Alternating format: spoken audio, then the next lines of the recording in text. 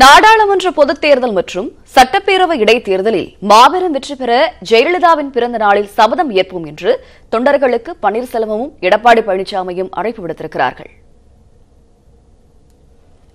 மறைந்த முன்னாள் முதலமைச்சர் ஜெயலலிதாவின் 71வது பிறந்த நாள் இன்று கொண்டாடப்பட உள்ளது.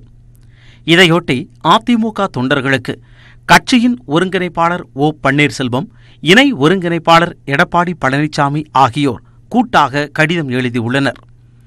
அதில் 1998 தேச நலனுக்காக ஜெயலலிதா அமைத்த கூட்டணி போன்று எதிர்வரும் நாடாளுமன்ற தேர்தலுக்கான கூட்டணியை அதிமுக அமைத்துள்ளது என்றும், அதிமுக எப்பொழுதுமே மாநில சுயாட்சி, மதசார்பின்மை, சமூக நீதி உள்ளிட்டவற்றிற்கு முக்கியத்துவம் அளித்து வருவதாகவும் குறிப்பிட்டுள்ளனர்.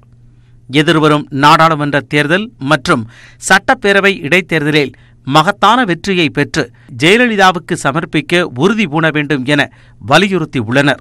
இதனை அவரது பிறந்த நாளில் சபதமாக ஏற்போம் எனவும் ஓ பன்னீர்செல்வம், எடப்பாடி பழனிசாமி ஆகியோர் அழைப்பு விடுத்துள்ளனர். ஜெயலலிதா எதிர்த்த மத்திய அரசின் திட்டங்கள் அனைத்தும் தற்பொழுது சுதந்திரமாக நுழைந்து தமிழகத்தை சூறையாடி கொண்டிருப்பதாக அமமுக துணை பொதுச் செயலாளர் டிடிவி தினகரன் குற்றம் சாட்டியுள்ளார். ஜெயலலிதாவின் 71வது பிறந்த தினம் இன்று கொண்டாடப்படுவதையொட்டி அவர் வெளியிட்டுள்ள அறிக்கையில் ஜெயலலிதாவின் வழியில் தமிழகத்தை காத்து நிற்க வேண்டும் என்று தொண்டர்களை கேட்டுக் கொண்டுள்ளார்.